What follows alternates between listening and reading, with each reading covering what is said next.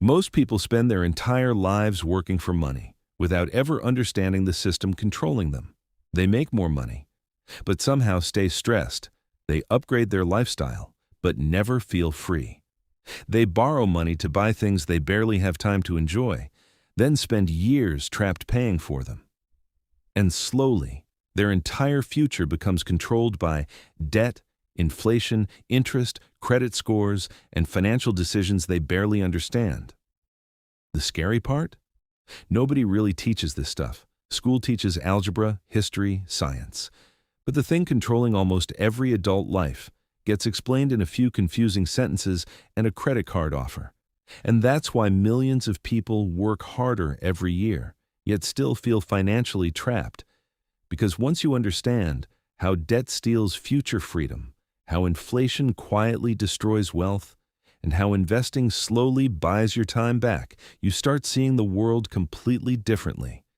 And today, we're breaking down the financial concepts secretly shaping your entire life in the simplest way possible.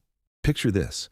You just survived an exhausting month working long hours, and finally, payday arrives. Your phone lights up. You've been paid $2,000. For a brief second, you feel rich. Then you open your banking app, and somehow, the money already looks smaller. Federal taxes, Social Security, Medicare, deductions you barely understand quietly take their cut before you even touch your paycheck. This is one of the first lessons most people learn about money. You never truly keep everything you earn. Taxes are basically the price of living inside a functioning society. They fund roads, hospitals, schools, infrastructure, and hopefully stop your favorite restaurant from becoming a biological experiment. But this moment also reveals something deeper. Making money and keeping money are two completely different games. Most people imagine banks as giant vaults protecting mountains of cash. But banks don't make money by storing money. They make money by moving it. When you deposit money into a bank, the bank doesn't just let it sit there peacefully. It loans most of it out to other people. This is called fractional reserve banking.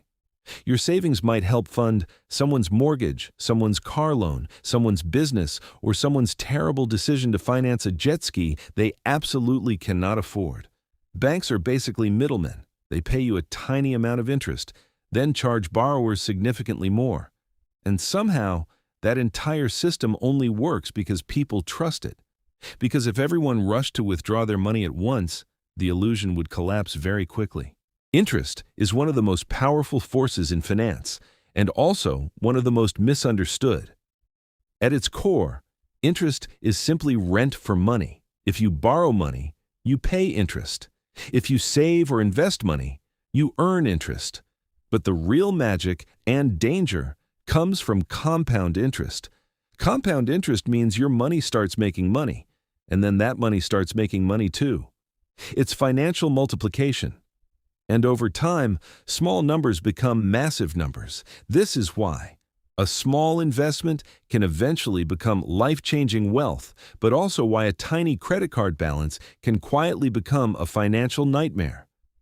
That $12 late-night burrito on a credit card, with enough time and enough interest, it slowly transforms into a $50 regret.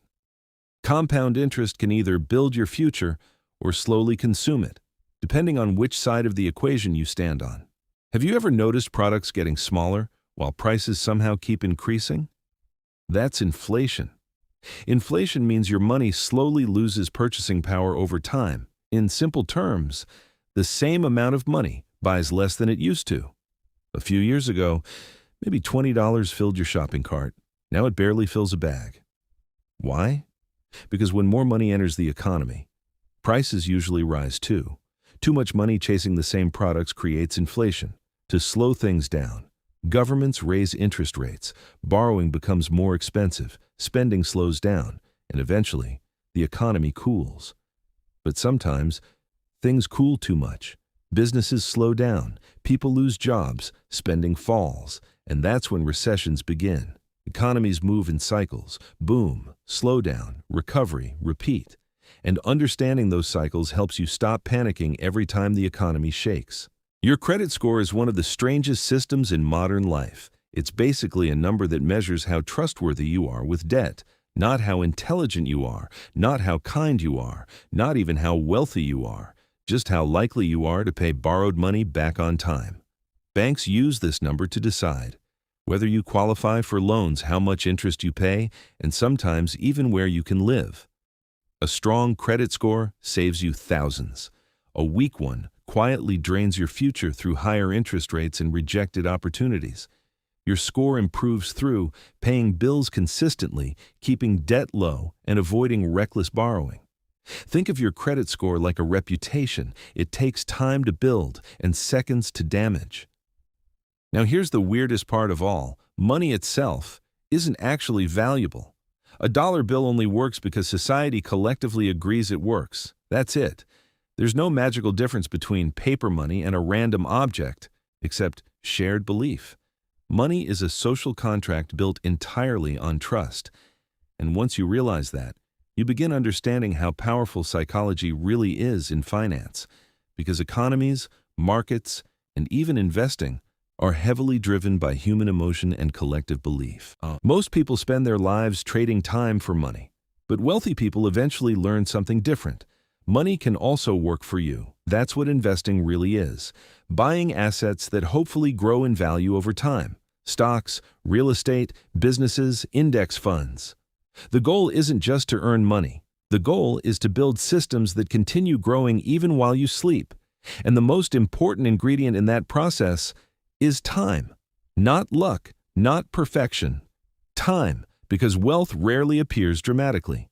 It compounds quietly over decades. Debt is dangerous because it rarely feels dangerous at first. One payment feels manageable, then another, and slowly, your future income becomes permanently attached to past decisions. Many people aren't broke because they don't make money. They're broke because too much of tomorrow's paycheck has already been promised away.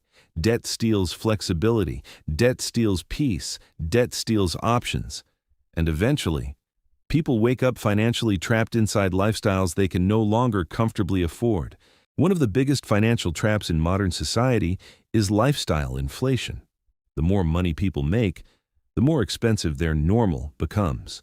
Better apartment, better car, better vacations, better everything. And slowly, they confuse spending more with progressing in life.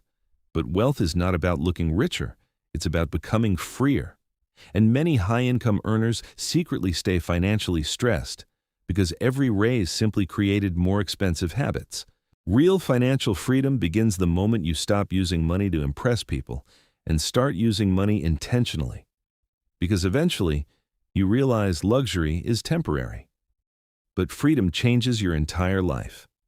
The freedom to leave toxic environments, take risks, rest, spend time with family, and breathe without financial panic. That kind of freedom is far more valuable than status. The richest people are not always the people with the most expensive lifestyles. Often, they are the people who control their time. Because time is the one thing money can never fully replace. You can lose money and recover. You can rebuild wealth. But time only moves forward. And that's why smart investing matters, not to become flashy, not to impress strangers online, but to eventually reclaim ownership over your life. Once you understand how money actually works, everything begins to change. You stop chasing appearances, you stop spending emotionally, you stop panicking over temporary setbacks, and slowly, you begin building something much deeper than wealth. Peace. Because the real goal was never just money. The real goal was freedom.